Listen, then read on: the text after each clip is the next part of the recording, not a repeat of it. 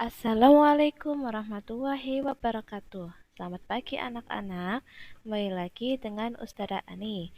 Hari ini kita akan belajar tentang sumber energi di modul bab 5 halaman 43.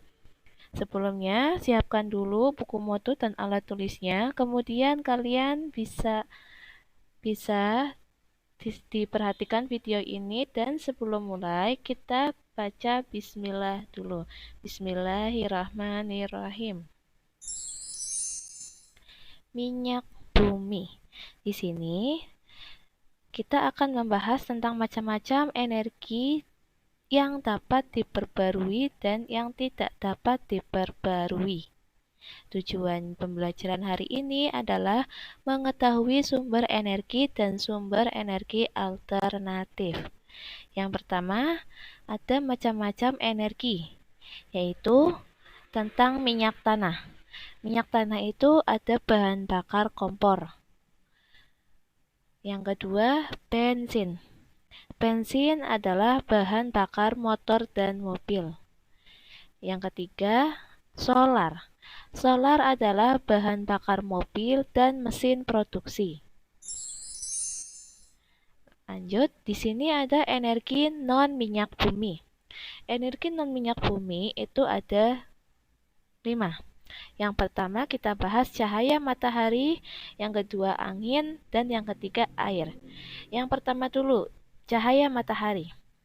Matahari adalah cahaya yang digunakan untuk menjemur pakaian dan memanaskan air. Yang kedua angin. Angin dimanfaatkan untuk menggerakkan perahu layar dan kincir angin. Yang ketiga ada air. Air deras merupakan sumber energi yang dimanfaatkan sebagai pembangkit listrik di PLTA atau pembangkit listrik tenaga air.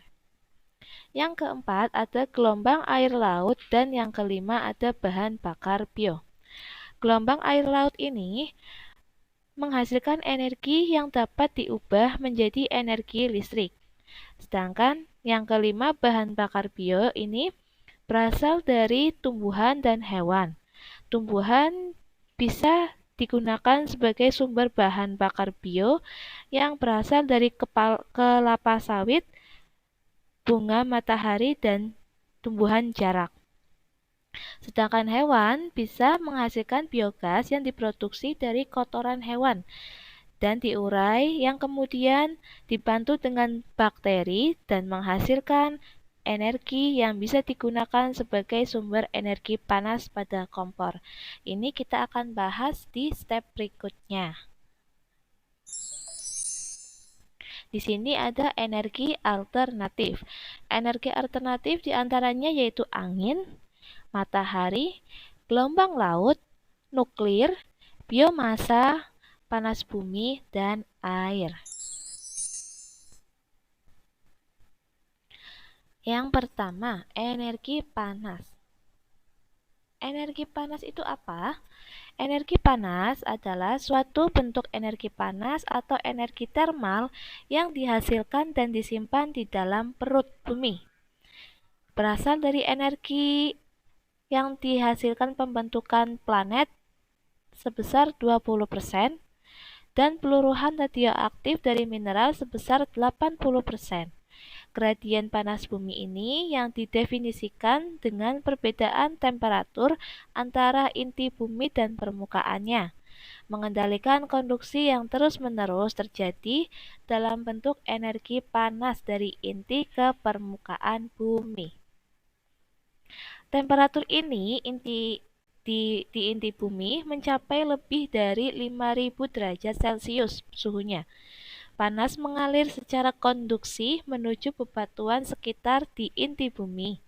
Panas ini menghasilkan secara konveksi dan bergerak naik karena magma yang berubah bebatuan cair. Memiliki massa jenis yang lebih rendah dari bebatuan padat. Magma memanaskan kerak bumi dan air yang mengalir di dalam kerak bumi, memanaskannya hingga mencapai 300 derajat Celcius. Air yang panas ini menimbulkan tekanan tinggi sehingga air keluar dari kerak bumi. Contohnya air belerang yang berasal dari dalam bumi di pegunungan. Sumber panas bumi ini yang tidak stabil secara geologis ada di negara Islandia, Selandia Baru, Amerika Serikat, Filipina, dan Italia. Di dua wilayah yang paling menonjol selama ini ada di Amerika Serikat bagian kubah Yellowstone dan di utara California. Sedangkan di Islandia menghasilkan tenaga panas bumi yang mengalirkan energi ke 66% dari semua rumah yang ada di Islandia pada tahun 2000 dalam bentuk energi panas secara langsung dan energi listrik melalui pembangkit listrik. 86% rumah yang ada di Islandia memanfaatkan panas bumi sebagai pemanas rumah. Selanjutnya ada 3 pemanfaatan panas bumi. Yang pertama sebagai tenaga pembangkit listrik dan guna dalam bentuk listrik. Yang kedua, sebagai sumber panas yang dimanfaatkan secara langsung menggunakan pipa ke perut bumi. Yang ketiga, sebagai pompa panas yang dipompa langsung dari perut bumi. Itu adalah penjelasan dari sumber energi panas bumi. Selanjutnya yang kedua ada energi surya. Energi surya adalah apa? Energi surya adalah energi yang dikumpulkan secara langsung dari cahaya matahari. Tentu saja energi matahari tidak memberikan energi yang konstan untuk setiap titik di bumi, sehingga penggunaannya terbatas. Sel surya sering digunakan untuk mengisi daya baterai di siang hari dan daya dari baterai tersebut digunakan di malam hari ketika cahaya matahari tidak tersedia. Manfaatnya bisa untuk mengisi daya baterai. Nah, kegunaan tenaga surya sebagai berikut. Ada yang pertama, menghasilkan listrik menggunakan sel surya. Yang kedua, menghasilkan listrik menggunakan menara surya. Yang ketiga, memanaskan gedung secara langsung. Yang keempat, memanaskan gedung melalui pompa panas. Dan yang kelima, memanaskan makanan menggunakan oven surya. Itu adalah penjelasan energi surya. Yang ketiga ada energi angin. Energi angin adalah gerakan materi atau udara dan telah diketahui sejak lama mampu menggerakkan turbin. Turbin angin ini dimanfaatkan untuk menghasilkan energi kinetik maupun energi listrik. Energi yang tersedia di angin adalah fungsi dari kecepatan angin. Ketika kecepatan angin meningkat, maka energi keluarannya juga meningkat, sehingga ke batas maksimum energi yang mampu dihasilkan turbin tersebut. Wilayah dengan angin yang lebih kuat dan konstan seperti lepas pantai dan dataran tinggi biasanya digunakan untuk dibangun ladang angin. Berikut ini ada penjelasan energi air. Energi air digunakan karena memiliki massa dan mampu mengalir. Air memiliki massa jenis 800 kali dibanding udara. Bahkan, gerakan air yang lambat mampu diubah ke dalam energi lain. Turbin air didesain untuk mendapatkan energi dari berbagai jenis reservoir yang dihitungkan dari jumlah massa air, ketinggian air, hingga kecepatan air. Energi ini bisa dimanfaatkan dalam bentuk yang pertama, bendungan pembangkit listrik. Air bisa dimanfaatkan sebagai bendungan pembangkit listrik. Contohnya yang terbesar bendungan itu adalah Three Gorges dan di China. Yang kedua, microhydro yang dibangun untuk membangkit listrik hingga skala 100 kW. Umumnya dipakai di daerah terpencil yang memiliki banyak sumber air. Yang ketiga ada run of the river. Dibangun dengan memanfaatkan energi kinetik dari aliran air tanpa membutuhkan reservoir air yang besar. Itu adalah penjelasan energi air. Selanjutnya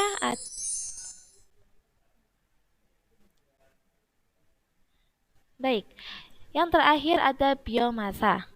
Biomasa ini dibuat dari makhluk hidup, tumbuhan, dan hewan. Bahan bakar biomasa atau biofuel adalah bahan bakar yang diperoleh dari biomasa, organisme atau produk dari metabolisme hewan seperti kotoran hewan dan lain sebagainya. Ini juga merupakan salah satu sumber energi terbaharui, dapat diperbarui. Biasanya, biomasa ini dibakar untuk melepas energi kimia yang tersimpan di dalamnya. Kecuali ketika biofuel digunakan untuk bahan bakar fuel cell atau misal direct methanol fuel cell dan direct ethanol fuel cell. Biomasa ini dapat digunakan langsung sebagai bahan bakar atau untuk memproduksi bahan jenis lainnya seperti biodiesel, bioetanol, atau biogas tergantung sumbernya. Biomasa ini terbentuk dari biodiesel, bioetanol, dan biogas dapat dibakar dalam mesin pembakaran mesin pembakaran dalam atau pendidih secara langsung dengan kondisi tertentu. Jadi, biomasa ini bisa dibakar dalam mesin yang pembakarannya itu paling dalam atau dalam pendidihan secara langsung. Biomasa ini menjadi sumber energi terbarukan jika laju pengambilan tidak melebihi laju produksinya, tapi biomasa ini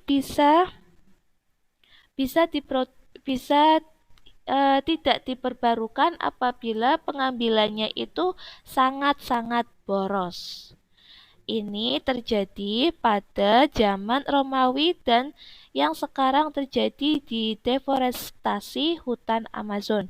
Jadi, biomasa ini bisa diperbarui kembali apabila kita mengambilnya hanya dibutuhkan saja. Tapi, tidak bisa diperbarui apabila kita menggunakannya sangat boros. Bahkan apa-apa serba menggunakan biomasa ini sebagai bahan pengganti bahan bakar seperti yang ada di hutan deforestasi hutan Amazon.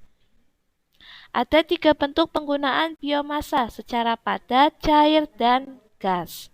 Di antaranya yaitu ada 2 metode dalam memproduksi biomasa, yaitu dengan menumbuhkan organisme penghasil biomasa dan menggunakan bahan sisa hasil industri pengolahan makhluk hidup.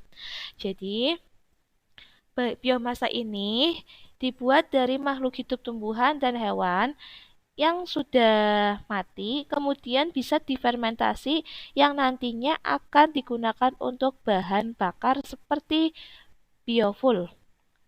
Nah, bahan bakar ini yang biasa kita kenal ada biodiesel, ada bioetanol, dan ada biogas. Tergantung dari sumbernya.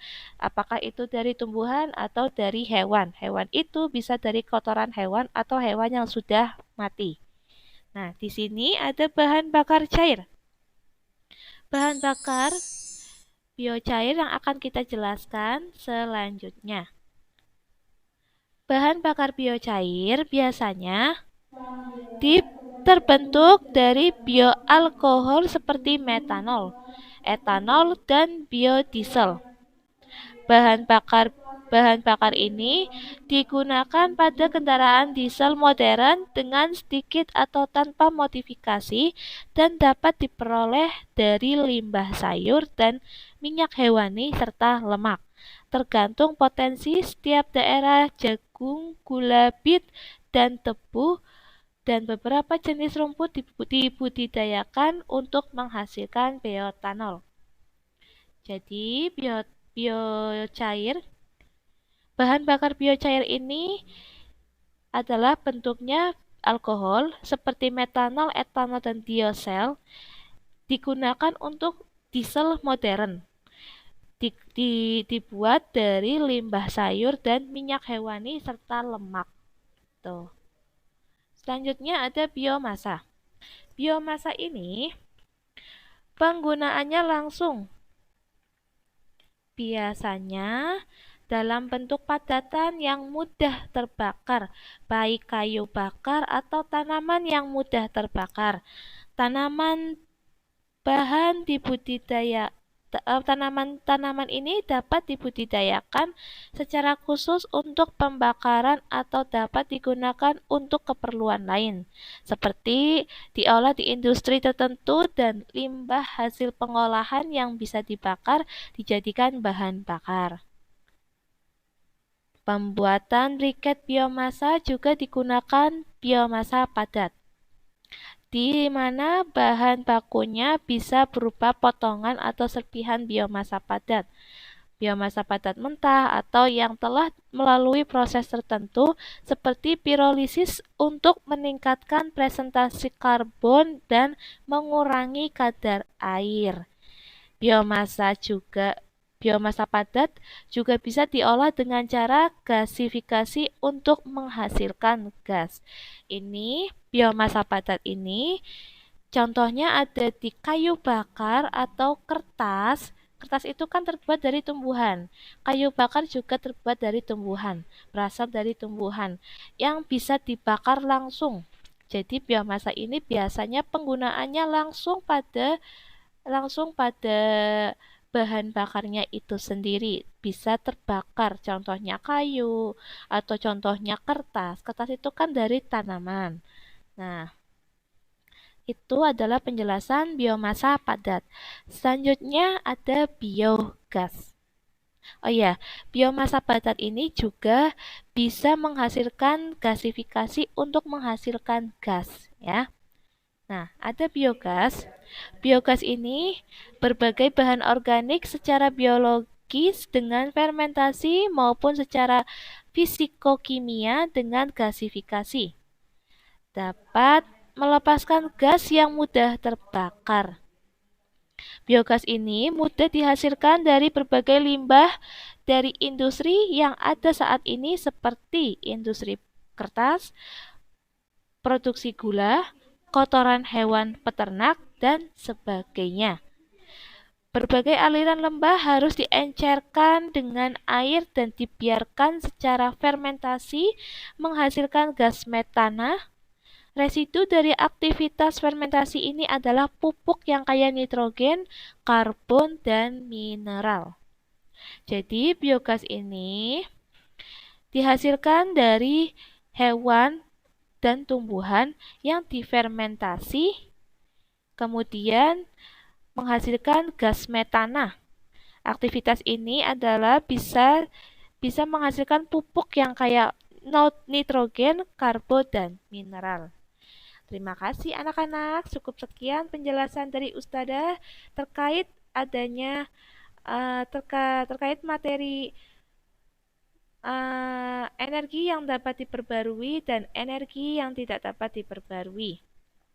Insya Allah minggu depan kita akan lanjut lagi tentang perubahan energi. Terima kasih sudah memperhatikan video Ustadzah hari ini. Mohon maaf apabila ada kata-kata yang salah dan ada yang kurang jelas, bisa hubungi Ustadzah via WA. Cukup sekian sampai di sini Ustadzah akhiri. Wassalamualaikum warahmatullahi wabarakatuh.